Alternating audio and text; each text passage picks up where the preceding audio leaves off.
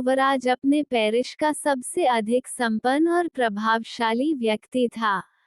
एक दिन यकायक बहुत जल्दी में वह पादरी के पास पहुंचा और बोला, मेरे लड़का हुआ है और उसका नामकरण संस्कार कराना चाहता हूँ।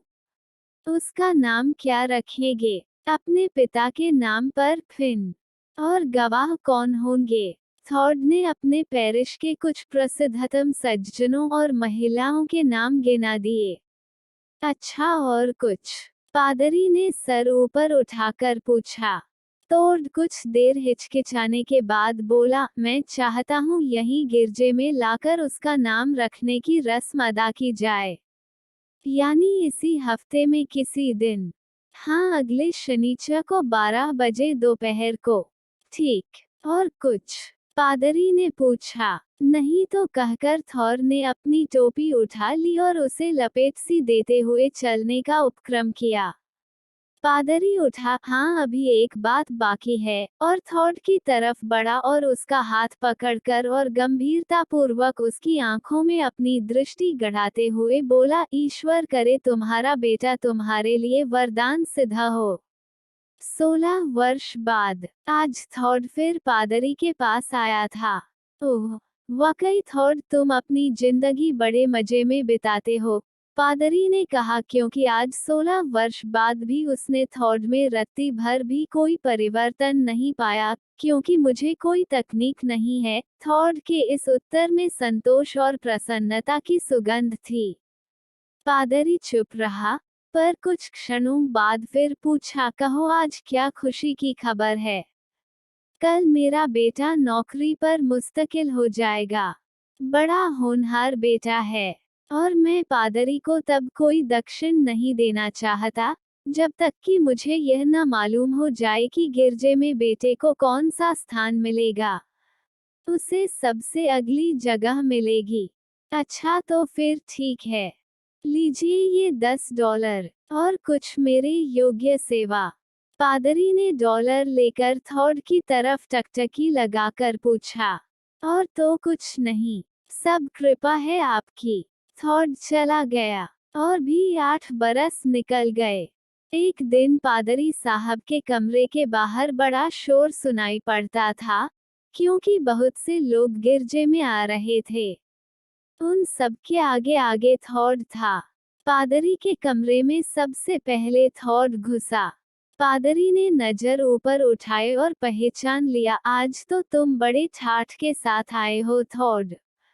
कहो क्या मामला है?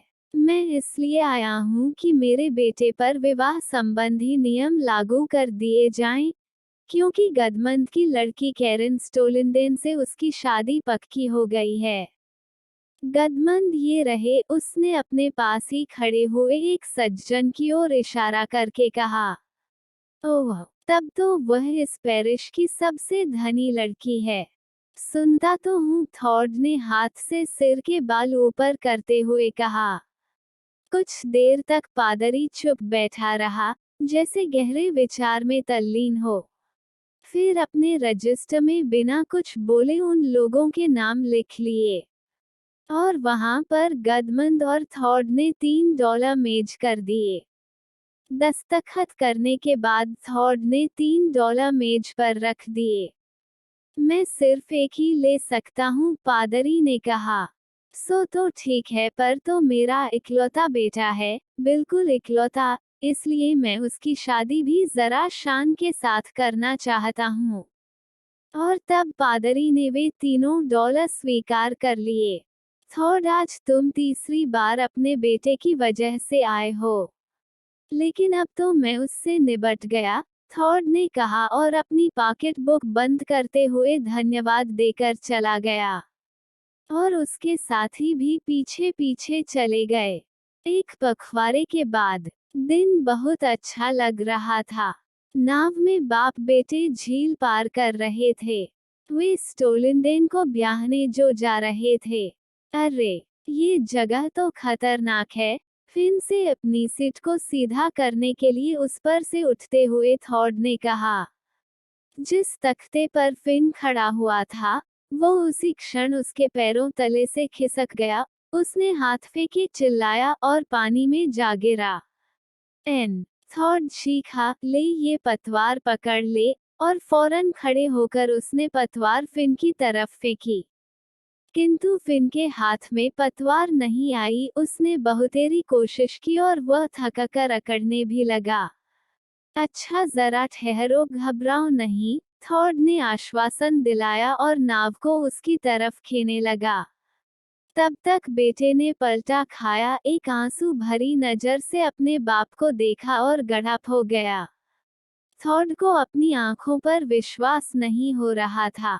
नाव को एक ही जगह रोके हुए वह जगह को एकटक देखता रहा, जहां अभी अभी फिन डूबा था, जैसे उस जगह को एकटक देखता रहा, जहां अभी अभी फिन डूबा था, जैसे वह इंतजार कर रहा था कि अभी हाल ही मेरा ऊपर निकल आएगा। उसी जगह पर पानी में कुछ बुलबुले उठे, कुछ और उठे, और फिर एक बड़ा सा बुलबुला उठा और फूटा गया। झील की सतह फिर दर्पण की तरह स्वच्छ और निर्मल हो गई। 3 दिन और 3 रात न कुछ खाया, न जरा भी सोया। बराबर उसी जगह के चारों तरफ नाव में थॉड चक्र काटता रहा। बेटे की लाश तो अभी तक नहीं मिली थी उसे। तीसरी रात खत्म होते होते लाश ऊपर उतर आई। उसे गोद में लेकर वह पहाड़ी की ऊपर अपने बाग की तरफ चला। करीब करीब 1 साल बाद पतझड़ की वह शाम, कमरे के बाहर दालान में कुछ आहट सुनाई पड़ी, जैसे दरवाजे की कुंडी खटखटा सा रहा था। पादरी ने जाकर दरवाजा खोल दिया। कमर झुकी हुई, सफेद बाल, लंबा और दुबला एक आदमी कमरे में आ घुसा। पादरी उसे काफी देर तक गौर से देखता रहा, तब खिंच जाकर उसे पहचान पाया। वह थॉड ही था। इतनी देर में घर से निकले हो? पादरी ने पूछा और फिर मौन होकर निश्चल खड़ा रह गया। हाँ, देर तो हो गई, कहकर थॉड कुर्सी पर बैठ गया। पादरी भी बैठ गया और जैसे कुछ प्रतीक्षा करने लगा। समय बीतता जा रहा था और बहुत सारा बीत गया, पर दोनों के दोनों चुप रहे। आखिरकार थॉड ने चुप तोड़ी, मैं गरीबों को कुछ देना चाहता हूँ, जिससे कि मेरे बेटे का नाम चलता रहे। ये कहकर वह उठा और कुछ डॉलर मेज पर रख दिए और फिर बैठ गया। पादरी ने डॉलर गिने। ये तो बहुत अधिक धन है, पादरी बोला। यह मेरे बाग की आधी कीमत है, आज ही मैंने बेंच कर चुका हूँ। फिर बहुत देर तक मौन बैठे रहने के बाद पादरी ने बड़ी विनम्रतापूर्वक कहा, तो फिर अब क्या करने का इरादा है? कुछ भलाई का काम। थोड़ी देर तक दोनों फिर चुप बैठे रहे। थॉड की आंखें जमीन की तरफ झुक हुई थी और पादर की आंखें थॉड की आंखें की तरफ। फिर शांत और धीमे स्वर में पादरी ने कहा, मैं सोचता हूँ कि अब वास्तव में तुम्हारा बेटा तुम्हारे लिए वरदान बन गया। हाँ, मैं भी यह सोचता हूँ। थॉड ने झुकी पलकें उठाकर कहा, और 2 बड़े बड़े आंसू सूखे झुर्रियोंदार गालों पर बह चले। ऑल्सो